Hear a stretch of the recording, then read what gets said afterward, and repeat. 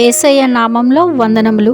ఈ సమయంలో దేవుడు మాట్లాడుతున్న మాట 42వ కీర్తన 5వ వచనం.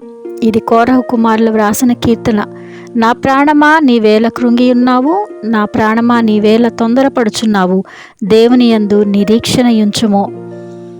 వారు ప్రాణముతో అంటున్నారు, నీవెందుకు కృంగిపోయి ఉన్నావు, ఎందుకు తొందరపడుచున్నావు. చాలాసార్లు కృంగిపోయిన స్థితిలో ఉన్నప్పుడు, భయంకరమైన డిప్రెషన్లో ఉన్నప్పుడు, శ్రమల్లో ఉన్నప్పుడు అనుకుంటామండి, ఈ పరిస్థితుల నుంచి ఎప్పుడు బయటపడతామా అని ప్రాణం కొట్టుకులాడుతుంది, చాలా తొందరపడుతుంది త్వరగా బయటపడాలని.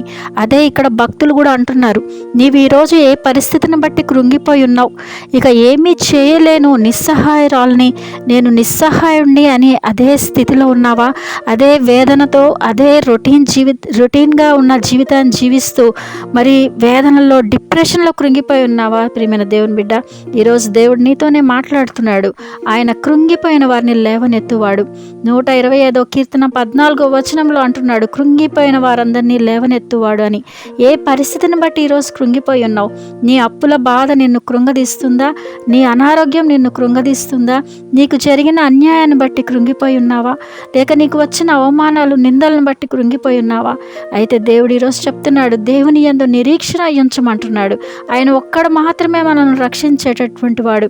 ఆయన యందు నమ్మకం ఉంచటం వల్ల, నమ్ముట నీ వలన అయితే నమ్ము ప్రతి వానికి సమస్తము సాధ్యం అంటున్నాడు. ప్రియమైన దేవుని బిడ్డ, ఒకవేళ నువ్వు శ్రమలో కృంగిపోతే, శ్రమ దినమున నీవు కృంగటం వలన చేతగాని వాడు అవుతావు అని సామెతలు 24:10 ఉంది. కనుక కృంగిపోవటం వలన, డిప్రెషన్లోకి వెళ్ళటం వల్ల నువ్వేమీ చేయలేవు, ఏమీ సాధించలేవు, పైగా అదో పాతాళానికి దిగిపోతావు. కనుక ప్రియమైన దేవుని బిడ్డ, దేవుని మీద నమ్మకం ఉంచు. దేవుడు ఒక్కడ మాత్రమే నిన్ను ఈ స్థితిలో నుంచి బయటకు తీసుకొని వచ్చేవాడు.